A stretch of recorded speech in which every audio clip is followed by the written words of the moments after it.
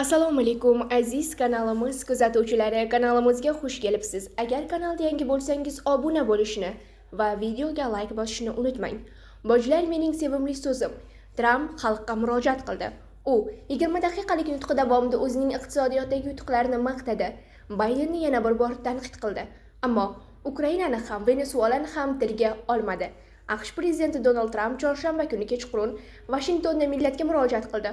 Oq uyning diplomatik qabullar zalidagi Rojdestvo bezaklari fonida minbar ortida turib, o'z ma'muriyatining iqtisodiyotdagi muvaffaqiyatlari haqida gapirdi va iste'mol narxlarining keskin o'sishida o'zidan oldingi demokrat prezidentni aybladi. Trampning nutqi qisqacha: "Men tartibsizlikni meros qilib oldim va endi uni tuzatyapman. Demokratlar davrida AQSh chegaralari ochiq edi. Bizga muhojirlar, jumladan jinoyatchilar oqib kela boshladi. Erkaklar, ayollar sportida qatnashardi. Tarixdagi eng yomon bitimlar amalga oshirildi. So'nggi 4 yillikda AQShni faqat o'zinikilar uchun, terrorchilar uchun, bizdan misli ko'rilmagan darajada foydalangan boshqa mamlakatlar uchun kurashgan siyosatchilar boshqardi. Dunyo ustimizdan kuldi, lekin endi kulmaydi. 11 oy ichida biz Vashingtonda AQSh tarixidagi boshqa ma'muriyatlarga qaraganda ko'proq ijobiy o'zgarishlar olib keldik. So'nggi oylarda AQShga birorta ham noqonuniy muhojir kirib kelmadi. Yodingizdami? Jo Bayden chegarani yopish uchun qonun kerakligini aytgandi. Aslida yangi prezident kerak ekan. Washington har qachongidan ko'ra xavfsiz. Biz amerikaliklarni zaharlayotgan qonxo'r narkokartellarga zarba berdik. Biz dunyodagi eng qudratli armiyaga egamiz. Men 8 urushni hal qildim. 3000 yildan buyon ilk bor Yaqin Sharqqa tinchlik olib keldim. Isroilliklarni garovdan ozod etishga yordam berdim. Men lavozimimga kirishganimda inflyatsiya 48 yil ichidagi eng yuqori darajasida edi. Narxlar mislsiz darajada yuqori edi. Endi ular pasaymoqda. Maoshlar oshmoqda. Yangi ish o'rinlari ochilmoqda. Biz yangi investitsiyalar jalb etyapmiz. Biz bojlar orqali katta yutuqlarga erishdik.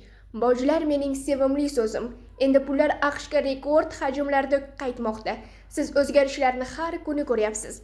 Bugun Amerikani hurmat qilishadi va mamlakat har qachongidan ham kuchliroq tiklanadi. Biz dunyo hali ko'rmagan iqtisodiy sakrashga tayyormiz. Yaqinda futbol bo'yicha jahon chempionati, Olimpiya o'yinlari bo'lib o'tadi. Mustaqillik deklaratsiyasining 250 yilligini nishonlaymiz. 2026-yilda dunyo bizga qaraganda o'z fuqarolariga sodiq, o'zligiga va taqdiriga ishongan mamlakatni ko'rsin.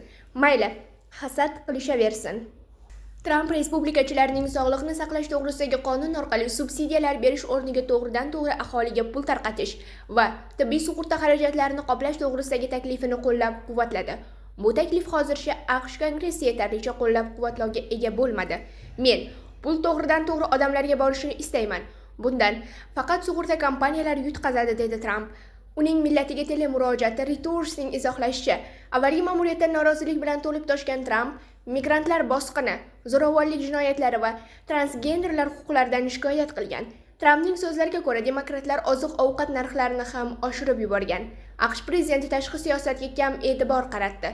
G'azodagi urush haqida gapirdi, ammo Ukrainadagi urush haqida emas, Venesuela bilan yaqinlashib kelayotgan mojaro haqida ham lom-mim demadi. Uning nutqini demokratlar allaqachon tanqid qilib chiqishdi. Ularning fikricha, Tramp amerikaliklarga ularning muammolariga real yechimlar taklif qilmagan. Virjiniya shtatidan saylangan senator Mark Warner murojaatini e'tiborni chalg'itishga qaratilgan achinarli urinish deb atadi.